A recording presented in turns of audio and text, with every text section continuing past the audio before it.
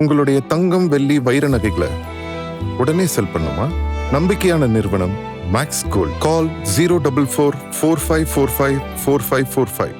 Maths Gold, cash for gold.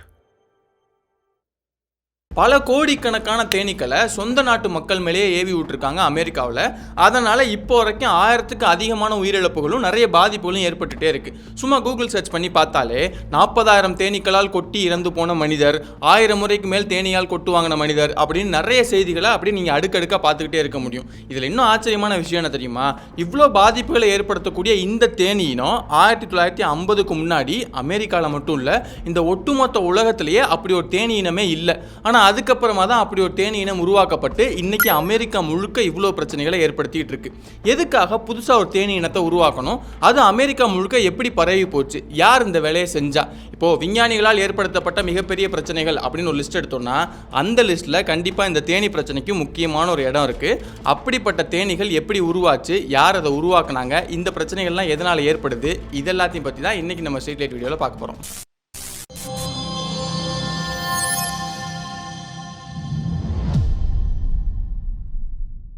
இந்த பிரச்சனையை பற்றி தெரிஞ்சுக்கிறதுக்கு முதல்ல தேனீ இனத்தை பற்றின ஒரு முக்கியமான விஷயத்தை நாம் தெரிஞ்சுக்கணும். என்னென்னா, இப்போ வரைக்குமே 20,000க்கும் அதிகமான தேனீ இனங்களை கண்டுபிடிச்சிருக்காங்க.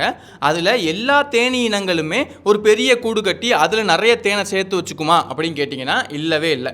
இந்த 20,000 தேனீ இனங்களில் ஒரு 4-5% தேனீ இனங்கள் தான் இந்த மாதிரி பெரிய கூடு கட்டி அதில் நிறைய தேனை சேர்த்து வச்சுக்கும். அப்போ மற்ற தேனீக்கள்லாம் என்ன பண்ணும் அப்படின்னு கேட்டிங்கன்னா, அதோடைய உடல் தேவைக்கு எவ்வளோ தேன் தேவையோ அதை மட்டும்தான் பூக்கள்லேருந்து எடுத்துக்கிட்டு அதை சாப்பாடை எடுத்துக்கிட்டு வாழும். அது போக அதுங்க முட்டையிட்டு அந்த குட்டி தேனீக்கள் லார்வல் ஸ்டேஜில் இருக்கும்போது அதுக்கு சாப்பாடு கொடுக்கறதுக்காக கொஞ்சோண்டு தேன் மட்டும் எடுத்து சேர்த்து வச்சுக்கும். மற்றபடி அதுங்க ரொம்ப அதிகமான தேனை எல்லாம் சேர்த்து வச்சுக்காது. வெறும் 4-5% தேனீக்கள் மட்டும்தான் நாம பார்க்குற மாதிரி பெரிய கூடு கட்டி அதில் நிறைய தேனை சேர்த்து வச்சுக்கும். இதில் அதிகமான தேன் சேகரிக்கக்கூடிய தேனீக்கள் அப்படின்னு எடுத்துக்கிட்டோம்னா அஃபிஸ் அப்படிங்கிற ஒரு ஜீனஸ், அதாவது ஒரு பேரினம் இருக்கு. அதில் இருக்கக்கூடிய தேனீக்கள் தான் ரொம்ப அதிகமான தேன் சேகரித்து வச்சுக்கும். அதில் குறிப்பாக அஃபிஸ் டார்சட்டா அப்படிங்கிற ஏசியன் ஹனிபி ஆசிய கண்டத்தில் அதிகமாக இருக்கும். அதே மாதிரி அஃபிஸ் மெலிஃபரா அப்படிங்கிற வெஸ்டர்ன் ஹனிபி இது வந்து ஐரோப்பா கண்டத்தில் அதிகமாக இருக்கும். இந்த 2 தேனீ இனங்கள் தான் உலகம் முழுக்கவே அதிகமாக பரவி இருக்கு. ஆனால் இவ்வளோ பரவி இருந்தாலும் கூட 15-16ஆம் நூற்றாண்டுக்கு முன்னாடி வரைக்கும் இந்த தேனீக்கள் அமெரிக்காவுக்கு போய் சேரவே இல்லை. அமெரிக்காவில் ஏற்கனவே நேட்டிவாக இருந்த ஹனிபீஸ் மட்டும்தான் அங்கே இருந்துச்சு. அந்த சமயத்தில் தான் உலகத்தை கெடுத்த ஐரோப்பிய மாலுமிகள் அமெரிக்காவுக்கும் வர்றாங்க. ஏன் இப்படி உலகத்தை கெடுத்த ஐரோப்பிய மாலுமிகள் அப்படின்னு சொல்கிறேங்கிறது நம்ம வீடியோஸை ரெகுலராக பார்க்குறவங்களுக்கு தெரியும். இந்த ஐரோப்பிய மாலுமிகள் வந்து வேற வேற கண்டங்களுக்கு புதுசாக போகும்போது அங்கே என்னென்ன பிரச்சனைகள்லாம் ஏற்படுத்தியிருக்காங்க அப்படிங்கிறத பற்றி நிறைய வீடியோஸ் பண்ணியிருக்கோம். அதே மாதிரியே தான் இங்கேயும் இந்த ஐரோப்பிய மாலுமிகள் வந்து அமெரிக்காவை கண்டுபிடிச்சு அங்கே வந்து சேர்றாங்க. அப்படி அவங்க அந்த அமெரிக்காவுக்கான வழியை கண்டுபிடிச்சதுக்கப்புறம் நிறைய ஐரோப்பியர்கள் வந்து அமெரிக்காவுக்குள்ள கொஞ்சம் கொஞ்சமாக செட்டில் ஆக ஆரம்பிக்கிறாங்க. அப்படி செட்டில் ஆகும்போது அங்கே அதிகமாக இருந்த அந்த வெஸ்டர்ன் ஹனிபி கொஞ்சம் கொஞ்சமாக அமெரிக்காவுக்குள்ள வருது. அப்போ இந்த ஹனிபி தான் அமெரிக்கா முழுக்க பரவி பெரிய பிரச்சனை ஏற்படுத்துச்சா அப்படின்னு யோசிச்சிங்கன்னா அது விஷயமே இல்லை. ஏன்னா நான் வீடியோ ஆரம்பத்தில் என்ன சொன்னேன், அமெரிக்காவில் பிரச்சனையை ஏற்படுத்தின அந்த ஹனிபீஸுங்கிறது 1950களுக்கு அப்புறமா தான் உருவாகவே ஆரம்பிச்சிச்சு. அப்போ இங்கே என்ன நடந்துச்சுன்னா, வெஸ்டர்ன் ஹனிபீஸ், ஏஷியன் ஹனிபீஸ் சொன்னேன் இல்லையா, அதே மாதிரியே ஆப்பிரிக்க கண்டம் முழுக்கவே உங்களுக்கு ஆப்பிரிக்கன் ஹனிபீஸ் அப்படிங்கிற ஒரு இனம் இருக்கு. இதுவுமே இந்த அஃபிஸ் பேரினத்துக்கு கீழே தான் வருது. இப்போ இந்த ஆப்பிரிக்கன் ஹனிபீஸை பொறுத்த வரைக்கும் அதுங்க அதிகமான தேன் சேகரிக்கிறதுலையும் சரி, ஒரு கடுமையான சூழலை தாங்கி அது வாழ்றதுலையும் சரி, இந்த மாதிரி நிறைய விஷயங்கள்ல இதுங்க கெட்டிக்காரத்தனமான ஒரு தேனீக்களா இருக்கு. இதை பத்தி பிரேசில் நாட்டை சேர்ந்த டாக்டர் வார்விக் இ கெர் அப்படிங்கிற விஞ்ஞானி நல்லா படிச்சு தெரிஞ்சுக்கிறாரு. இப்போ இவருக்கு ஒரு யோசனை வருது. என்ன நினைக்கிறாருன்னா, நம்ம யூரோப்பியன் ஹனிபீஸை விட இந்த ஆப்பிரிக்கன் ஹனிபீஸ் ரொம்பவே அதிகமான தேனை சேகரிக்குது. அப்போ நம்ம என்ன பண்ணலாம்னா, இந்த ஆப்பிரிக்கன் தேனீக்களையும் இந்த வெஸ்டர்ன் தேனீக்களையும் ஒன்னா சேர்த்து ஒரு புதுசான ஒரு தேனீ இனத்தையே உருவாக்கிடலாம் அப்படின்னு முடிவு பண்ணி அதே வேலையை கரெக்டா பண்ணி மரபணு ரீதியாக நிறைய விஷயங்கள்லாம் பண்ணி புதுசா ஒரு தேனீ இனத்தையே உருவாக்குறாரு. அதுதான் ஆப்பிரிக்கனைஸ்டு பீஸ். உடல் அமைப்பில் எடுத்து பார்த்தோம்னா இந்த ஆப்பிரிக்கனைஸ்டு பீஸ்க்கும் வெஸ்டர்ன் ஹனிபீக்கும் பெரிய அளவில் வித்தியாசம் கிடையாது. இப்போ இந்த கெர் வந்து என்ன பண்றாருன்னா, இந்த மாதிரி புதுசாக உருவாக்குனதுக்கு அப்புறமா நிறைய ஆராய்ச்சி அதை வச்சு பண்ணி பார்த்துட்டே இருக்காரு. அதனால அவருடைய ஆராய்ச்சி கூடத்தில் நிறைய வகையான தேனீ இனங்கள் இருக்கு. ஆப்பிரிக்கனைஸ்டு இருக்கு, யூரோப்பியன் இருக்கு, இந்த மாதிரி நிறைய தேனீ இனங்கள் இருக்கு. அதனால இந்த புதுசாக உருவான ஆப்பிரிக்கனைஸ்டு பீஸும் இந்த வெஸ்டர்ன் பீஸும் ஒன்னா சேர்ந்துடக்கூடாது, இனச்சேர்க்கை நடந்துடக்கூடாது அப்படிங்கிறதுக்காக ஸ்கிரீன்லாம் போட்டு எல்லாம் தனியாக அப்படியே பாதுகாப்பாக வச்சிருக்காரு. அந்த சமயத்தில் தான் அக்டோபர் 1957 அவருடைய ஆராய்ச்சி கூடத்துக்கு ஒரு பீ கீப்பர், அதாவது இந்த தேனீக்களை வளர்க்கக்கூடிய ஒருத்தர் வந்து தெரியாதனமா அந்த ஸ்கிரீனை திறந்து விட்டுறாரு. அதனால இந்த ஆப்பிரிக்கனைஸ்டு பீஸ் கொஞ்சம் கொஞ்சமாக தப்பிச்சு வெளியே போகுது. அப்படி தப்பிச்சு போனது ஏதோ 1-2 பீஸ் தான் வெளியே போச்சுன்னா பிரச்சனை இல்லை. ஆனால் இங்கே 26 தேனீ கூட்டங்கள், பெரிய பெரிய தேனீ கூட்டங்கள் தப்பிச்சு அந்த லேப் விட்டு வெளியே போயிடுச்சு. இங்கே தான் பிரச்சனை ஆரம்பிக்குது. என்ன ஆயிடுச்சுன்னா, வெளியே வந்த அந்த தேனீக்கள் ஏற்கனவே பிரேசிலில் நிறையா இருந்த அந்த வெஸ்டர்ன் ஹனிபீஸோட இன சேர ஆரம்பிச்சிருச்சு. எப்படின்னா, அஃபிஸ் பேரினம் சொன்னேன்ல, அந்த அஃபிஸ் பேரினத்துக்கு கீழே இருக்கக்கூடிய எல்லா சப்ஸ்பீசிஸாலையும் ஒன்னோட ஒன்று கிராஸ் பிரீட் பண்ண முடியும். அதாவது இந்த யூரோப்பியன் ஹனிபீஸும் புதுசாக உருவான ஆப்பிரிக்கன் ஹனிபீஸுமே கூட ஒன்றா சேர்ந்து அதுங்க புதுசாக ஒரு இனத்தையே உருவாக்க முடியும். அந்த மாதிரி இயற்கையாகவே அதுங்க நடக்கும். அப்படிங்கிறதுனால அதோட எண்ணிக்கை கொஞ்சம் கொஞ்சமாக அதிகரிக்க ஆரம்பிக்குது. இது போக கெர்த் தன்னோட ஆராய்ச்சியில் ஒரு முக்கியமான விஷயத்தையும் கவனிக்காமல் விட்டாரா இல்லை இது இவ்வளோ பெரிய பிரச்சனை ஆகவே ஆகாது அப்படின்னு நினச்சி அப்படியே விட்டாராங்கிறது தெரியல. அதுதான் ஒரு பெரிய பிரச்சனையாக ஆயிடுச்சு. என்ன அப்படின்னா, ஆப்பிரிக்கன் ஹனிபீஸோட முக்கியமான குணம் அதுங்க அதிகமாக தேன் சேகரிக்கிறது மட்டும் இல்லை, அதுங்க ரொம்பவே அக்ரெசிவாக இருக்கும். அதாவது ரொம்ப ரொம்ப மூர்க்கத்தனமான தேனீக்களாகவும் இருக்கும். இது ஏன் இந்த ஆப்பிரிக்கன் தேனீக்கள் மட்டும் இவ்வளோ கோவக்கார தேனீக்களாக இருக்குன்னா, அதுங்க வாழ்ந்த சூழலே அப்படித்தான். என்னன்னா, அதுங்க வாழ்ந்த அந்த ஆப்பிரிக்க கண்டத்தில் இந்த தேனை திருடி சாப்பிட்றதுக்கு நிறைய உயிரினங்கள் இருக்கு. ஹனி பேஜர் மாதிரி நிறைய உயிரினங்கள் இருக்கு. அப்படிங்கிறதுனால அந்த உயிரினங்கள் கிட்ட இருந்து காப்பாற்றிக்கணும் அப்படிங்கிறதுக்காக வழியாவே இந்த ஆப்பிரிக்கன் தேனீக்கள் வந்து கொஞ்சம் கோவக்கார தேனீக்களா தங்களை மாத்திக்கிச்சு. அது மட்டும் இல்லாம இப்போ ஒரு வெஸ்டர்ன் ஹனிபி எடுத்துக்கிட்டீங்கன்னா, அதை ஒரு எதிரி தாக்க வரும்போது அந்த கூட்டுல இருந்து ஒரு 10% தேனீக்கள் வெளியே வந்து அந்த எதிரியை தாக்கி சண்டை போடும். ஆனா அதுவே ஆப்பிரிக்கன் பீஸை பொறுத்த வரைக்கும் அதை ஏதாவது எதிரி தாக்க வந்துச்சு அப்படின்னா அந்த கூட்டில் இருக்கக்கூடிய ஒரு 30-40% தேனீக்கள் வெளியே வந்து அந்த எதிரியை எப்படியாவது தாக்கி அந்த கூட்டை காப்பாற்றுறது மட்டுமே ஒரே வேலையை அதுங்க வச்சுக்கும். இந்த கோவமான மூர்க்கத்தனமான குணங்கள் எல்லாமே புதுசாக உருவான இந்த ஆப்பிரிக்கனைஸ்டு பீஸ்க்குமே வந்து சேர்ந்துருச்சு. அதனால தான் இந்த ஆப்பிரிக்கனைஸ்டு பீஸை கில்லர் பீஸ் அப்படின்னு சொல்கிறாங்க. இப்போ இந்த கில்லர் பீஸ் முதல்ல பிரேசிலில் தானே அப்படியே வெளியே போய் பரவுது. அப்படியே பரவ ஆரம்பிச்சது தென் அமெரிக்க கண்டம் முழுக்கவே. அடுத்த ஒரு 10 வருஷத்துலேயே அப்படியே அந்த கண்டம் முழுக்கவே பரவிடுச்சு. அதுக்கப்புறமா கொஞ்சம் கொஞ்சமாக நகர்ந்து வட அமெரிக்க கண்டத்துக்கும் போக ஆரம்பிச்சு 1990களுடைய முற்பகுதியிலேயே டெக்சாஸ் நகரத்தில் அதை பார்க்க ஆரம்பிக்கிறாங்க.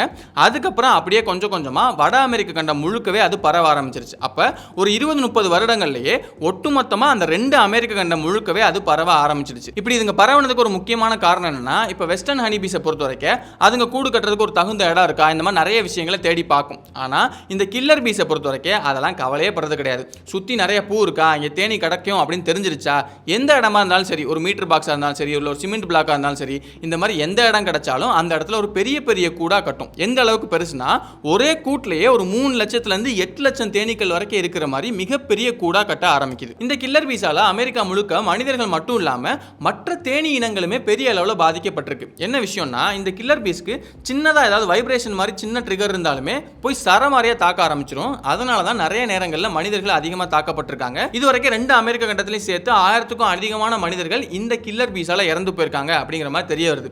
ஏன்னா செய்திகள்லேயே 1000 முறை கொட்டு வாங்கின மனுஷன், 2000 முறை கொட்டு வாங்கின மனுஷன் அப்படிங்கிற மாதிரி தான் நாம பார்க்குறோம். இது போக இன்னொரு விஷயத்தையும் ஒரு சில இடங்களில் ரிப்போர்ட் பண்ணியிருக்காங்க. என்னன்னா, பொதுவாக நம்ம ஊர்லாம் இந்த மாதிரி தேன் கூட்டு அப்படியே கலைஞ்சு போயிடுச்சுன்னா ஒரு சிலர் வந்து தண்ணிக்குள்ளே போய் அப்படியே முங்கி இருப்பாங்க.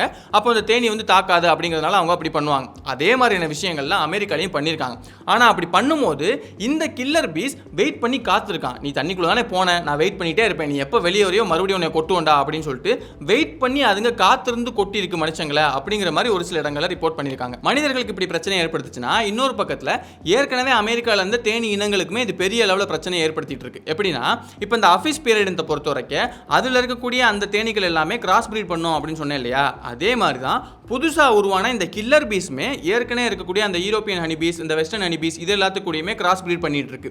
அப்படி பண்ணுறதுல என்ன பிரச்சனை ஆகுதுன்னா, அந்த மற்ற தேனி இனங்களை விட இதுங்களுடைய அந்த இனப்பெருக்க வேகம் ரொம்பவே அதிகமாக இருக்கு. அது மட்டும் இல்லாமல் இதோட கூட்டமே ரொம்ப பெருசாக இருக்கு. அப்படிங்கிறதுனால ரொம்ப வேகமாக வந்து மற்ற இனத்தில் இருக்கக்கூடிய தேனீக்களோட அதுங்க ஈஸியாக கிராஸ் பிரீட் பண்ணிடுது. அப்படிங்கிறதுனால அங்கே இருக்கக்கூடிய தேனி இனங்களுக்கு அங்கே பிரீட் பண்ணுறதுக்கான வாய்ப்பு கிடைக்காம போகுது. அதனால அதோட எண்ணிக்கை கொஞ்சம் கொஞ்சமாக குறைய ஆரம்பிச்சு இந்த கில்லர் பீஸோட எண்ணிக்கை வேகமாக அதிகரிக்க ஆரம்பிக்குது. இது மட்டும் இல்லாமல் படையெடுப்பு மாதிரி நடத்தி அங்கே இருக்கக்கூடிய தேனீக்களை அழிக்கிறது, ரொம்ப குறிப்பாக அதில் இருக்கக்கூடிய ராணி தேனியை கொன்று அந்த தேன் கூட்டையும் அந்த தேன் கூட்டத்தையும் ஒட்டுமொத்தமாக ஆக்கிரமிக்கிறது, இந்த மாதிரியான விஷயத்த பண்ணுது. இப்போ பொதுவாகவே தேனி இனத்தில் குயின் பாலிங் அப்படின்னு ஒரு விஷயம் நடக்கும். அதாவது ஒரு தேனி கூட்டத்தில் இருக்கக்கூடிய ராணி தேனி ரொம்ப உடம்பு சரியில்லாமல் போகுது, இதுக்கு மேலே முட்டையிடுறதுக்கு வாய்ப்பு இல்லை அப்படிங்கிற மாதிரி சூழல் ஏற்படும் போது மற்ற எல்லா தேனீக்களும் ஒன்றா சேர்ந்து அந்த ராணியை அப்படியே சுற்றி சூழ்ந்துடும், ஒரு பால் மாதிரி அப்படியே சுற்றிடும். அப்போ அந்த ராணி தேனிக்கு வந்து உங்களுக்கு காற்று கிடைக்காது, இது போக அந்த இடத்துல சூடு அதிகமாகும். அதனால கொஞ்ச நேரத்திலேயே அந்த ராணி தேனி செத்து போயிடும். இதே மாதிரியான விஷயத்த கில்லர் பீஸுமே வேற ஒரு தேன் கூட்டில் இருக்கக்கூடிய ராணியை அப்படியே சுற்றி சூழ்ந்து அந்த ராணி தேனியை கொண்டு அந்த கூட்டத்தையே ஒட்டுமொத்தமாக ஆக்கிரமிக்குது. இந்த மாதிரியான நிறைய விஷயங்களை ஒரு சில இடங்களில் ரிப்போர்ட் பண்ணியிருக்காங்க. இது மட்டும் இல்லாமல் அமெரிக்காவில் ஏற்கனவே இருந்த அந்த வெஸ்டர்ன் ஹனிபீஸ்க்கு வரோவா அப்படிங்கிற ஒரு ஒட்டுண்ணியால் ஒரு பிரச்சனை ஏற்படும். அதாவது அந்த வெஸ்டர்ன் ஹனிபீஸ் குட்டியாக இருக்கும் போதே இந்த வரோவா அதோட உடம்புல ஏறி உட்காந்துட்டு கொஞ்சம் கொஞ்சமாக அதோட சத்துக்கள்லாம் எடுத்துக்கிறது, இந்த மாதிரி நிறைய பிரச்சனைகள் ஏற்படுத்தும். அதனால அமெரிக்காவில் இந்த வெஸ்டர்ன் ஹனிபீஸோட எண்ணிக்கை கொஞ்சம் கொஞ்சமாக கொஞ்சமாக குறைஞ்சிட்டு இருந்துச்சு.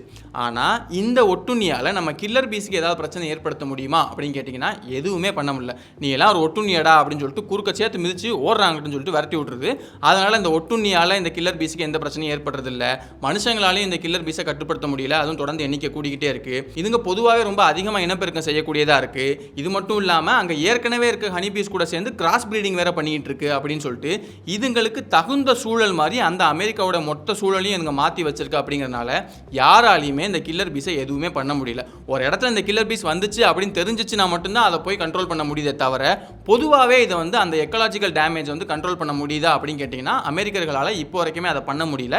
அதனால தான் இந்த கில்லர் பீஸ் எந்த பிரச்சனையும் இல்லாமல் தொடர்ந்து அப்படியே எண்ணிக்கையே கூட்டிக்கிட்டே போகுது. அப்போ இதை எதுவுமே பண்ண முடியாதா அப்படின்னு கேட்டிங்கன்னா சமீப காலங்களில் இந்த கில்லர் பீஸோடைய அந்த கோவக்காரத்தன்மை கொஞ்சம் குறைஞ்சிருக்கு. அதாவது இதுங்க கொஞ்சம் காமாக ஆரம்பிச்சிருக்கு அப்படிங்கிற மாதிரி சொல்கிறாங்க. இது ஏன்னு பார்த்தோம்னா ஏற்கனவே அங்கேருந்து அந்த வெஸ்டர்ன் ஹனி பீஸோட தொடர்ந்து அந்த இனப்பெருக்கம் பண்ணிக்கிட்டே இருந்துச்சு. அப்படிங்கிறதுனால அதோடைய அந்த மூர்க்கத்தன்மை அடுத்தடுத்த தலைமுறைகள் அப்படியே பாஸ் ஆகாமல் கொஞ்சம் கொஞ்சமாக குறைய ஆரம்பிச்சிருக்கலாம் அப்படிங்கிற மாதிரி தெரிய வருது.